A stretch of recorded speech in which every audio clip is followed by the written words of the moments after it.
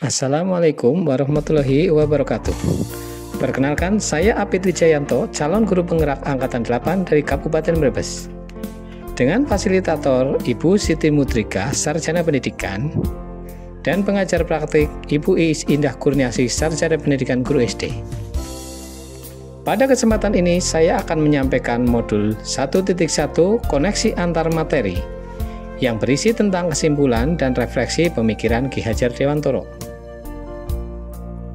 Beberapa tahun ke belakang, saya menganggap bahwa murid, siswa, atau peserta didik adalah lahan belajar saya.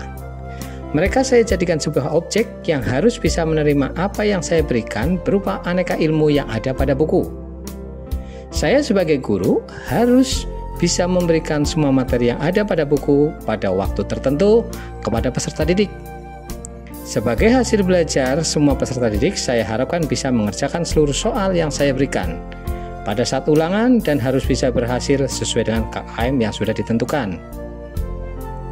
Kegiatan pembelajaran pun saya lakukan dengan ceramah, mengerjakan tugas, dan akhirnya dilaksanakan penilaian atau ulangan. Saya merasa sangat senang jika semua peserta didik dapat mengerjakan soal yang saya berikan. Pada saat ulangan, semua peserta didik mengerjakan soal yang sama dalam waktu yang bersamaan, selanjutnya dikoreksi bersama-sama pula. Seluruh aktivitas belajar selalu di dalam kelas, di mana saya berdiri depan menjelaskan materi dan anak-anak duduk rapi di kursi masing-masing. Dalam kelas saya terdapat beberapa aturan yang harus dijalankan oleh seluruh peserta didik, lengkap dengan sanksi bagi peserta didik yang melanggar salah satu aturan tersebut.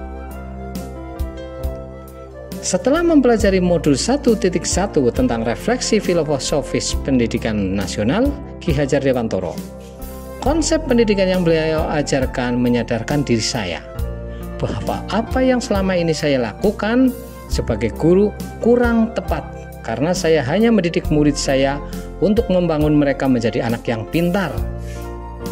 Hal ini tidak sejalan dengan pendidikan menurut Ki Hajar Dewantoro, di mana menurut beliau pendidikan adalah sebuah tuntunan dalam tumbuh hidup anak-anak. Pendidikan harus didasarkan sesuai dengan kodratnya agar mereka mencapai keselamatan dan kebahagiaan yang setinggi-tingginya. Kodrat yang dimaksud adalah kodrat alam yang berkaitan dengan lingkungan sekitar peserta didik maupun kodrat zaman yang berkaitan dengan perkembangan zaman. Murid yang semula saya anggap sebagai objek dari sebuah pembelajaran, di mana mereka harus siap menerima penjelasan dari buku yang saya berikan, sangat tidak relevan dengan pembelajaran yang berpusat pada peserta didik. Pada pembelajaran yang berpusat pada peserta didik, murid diberikan kebebasan berekspresi dalam pembelajaran, menuangkan pemikirannya dan berkreasi sesuai dengan potensi yang mereka miliki.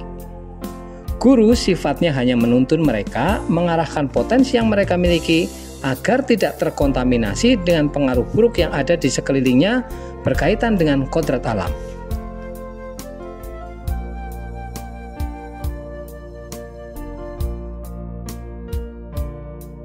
Jadi, dalam pembelajaran yang relevan dengan pemikiran Ki Hajar Dewantoro, kita sebagai guru diharapkan bisa memenuhi kebutuhan belajar peserta didik dengan memahami karakteristik yang beragam.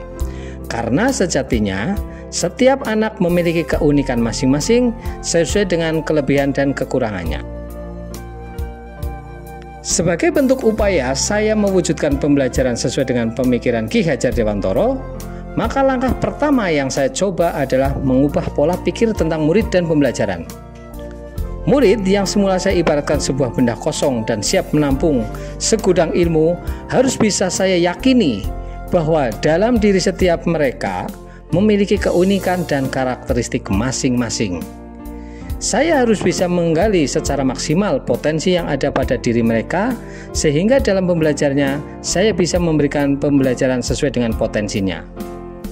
Hal ini saya lakukan dengan memberikan kesempatan kepada mereka untuk mengenal diri mereka dengan mengungkapkan hobi kegemaran mereka di depan teman-temannya. Tujuannya adalah menumbuhkan sikap percaya diri dan mampu mengenali dirinya. Kedua, saya mencoba menciptakan suasana kelas yang menyenangkan dengan membuat permainan dan peragaan dan pembelajaran menggunakan media yang mudah didapat di sekitar kita.